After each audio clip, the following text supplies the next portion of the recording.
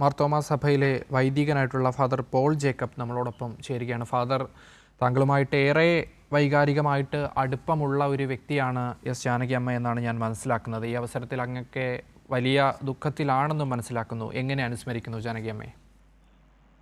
എനിക്ക് പെട്ടെന്ന് ഒന്നും പറയാനാകുന്ന ഒരു മാനസികാവസ്ഥയിലല്ല.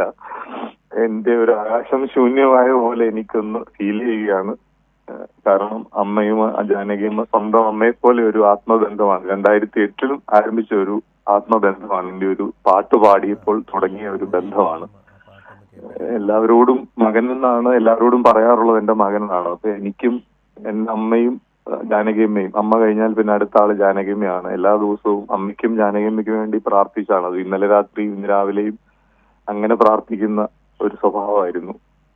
അപ്പോ ഒരു മാസം മുമ്പാണ് അവസാനം കണ്ടത്. മുരളി മരിച്ചപ്പോ ഞാൻ യാദൃശ്ചികമായിട്ട് അവിടെ മുരളി മരിക്കുന്നതിന്റെ തലേ ദിവസം അമ്മയെ കാണാൻ വേണ്ടി ചെല്ലുകയായിരുന്നു.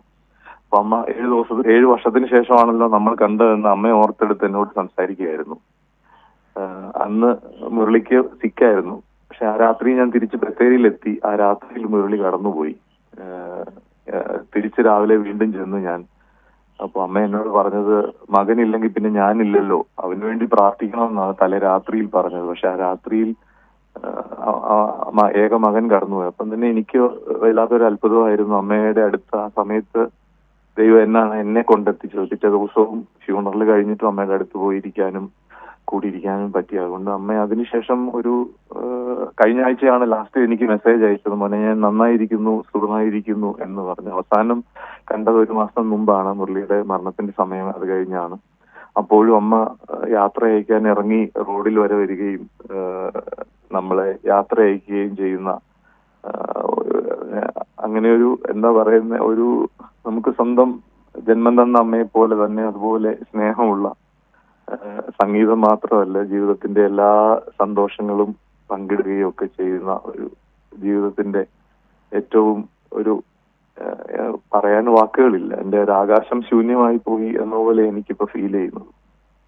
തീർച്ചയായും ഫാദർ, ഈ ജാനകി അമ്മയെ കുറിച്ച് നമ്മൾ ചിന്തിക്കുമ്പോൾ തന്നെ അമ്മയുടെ ആ ഒരു മാധുര്യം നിറഞ്ഞൊരു പെരുമാറ്റമാണ് നമ്മളൊക്കെയും അവരിലേക്ക് അടുപ്പിക്കുന്നത്. അതുതന്നെയാണ് അങ്ങും ഇപ്പോൾ പറഞ്ഞ് അവസാനിപ്പിച്ചതും. ഒരുപക്ഷെ ആ മാതൃസ്നേഹം നേരിട്ട് അനുഭവിച്ചറിയാനായി ഭാഗ്യം ലഭിച്ച ഒരാൾ കൂടിയാണെന്നല്ലേ? തീർച്ചയായിട്ടും അത് എല്ലാവരോടും. അമ്മയുടെ ഒരു 78ാം ജന്മദിനത്തിന് ഞങ്ങൾ മൈസൂരിൽ എല്ലാവരും കൂടെ ഒത്തുകൂടിയപ്പോൾ അമ്മ അവരോട് പറഞ്ഞൊരു കാര്യം ഉണ്ടായിരുന്നു. എന്റെ മകനാണ് എന്ന് എല്ലാവരോടും ഇങ്ങനെ പറയുന്ന ഒരു സ്വഭാവം. എന്നിട്ട് എന്നോട് പറഞ്ഞു, മോൻ പ്രാർത്ഥിച്ചിട്ട് വേണം എന്റെ ജന്മദിന കേക്ക് മുറിക്കുക എന്നൊക്കെ പറഞ്ഞ് അങ്ങനെ ഒരു അമ്മ മകൻ ബന്ധമാണ്. സംഗീതവും ൂടെ നമ്മൾ ജനിച്ച ഓർമ്മ വെച്ച കാലം മുതൽ കേൾക്കാൻ തുടങ്ങിയത് അമ്മയുടെ പാട്ടുകളാണ് റേഡിയോയിലൂടെ. അങ്ങനെ തുടങ്ങി നേരിട്ട് കാണാൻ വേണ്ടി ആഗ്രഹിച്ച ഒരു അനുഭവം. അപ്പൊ അങ്ങനെ ഒരു ആത്മബന്ധമായിരുന്നു, അമ്മ മകൻ ബന്ധമായിരുന്നു. സംഗീതവും നമുക്ക് ഓർത്തെടുക്കുമ്പോൾ ഒത്തിരി 1000 ഓർമ്മകളാണ് അമ്മയോടൊപ്പം ചെലവഴിച്ച. എന്റെ ഉഷമലരി എന്ന പാട്ട് 2008 അമ്മ പാടി. അന്ന് തുടങ്ങിയ ഒരു സൗഹൃദമാണ്.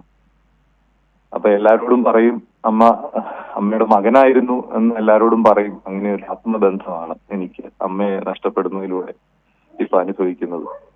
തീർച്ചയായും ഫാദർ, അതാ അങ്ങും ജാനകി അമ്മയുമായി നിൽക്കുന്ന ഒരു ചിത്രമാണ് നമ്മുടെ സ്ക്രീനിൽ ഇപ്പോൾ കാണിച്ചുകൊണ്ടിരിക്കുന്നത്. എന്തായാലും വളരെ നന്ദി ഫാദർ പോൾ ജേക്കബ്. ഈ അവസരത്തിൽ ഏറ്റവും ദുഃഖത്തിലൂടെ അങ്ങ് കടന്നു പോകുന്ന ഈ അവസരത്തിലും ഞങ്ങളോട് പ്രതികരിച്ചതിന്, ജാനകി അമ്മയെ അനുസ്മരിച്ചതിന്.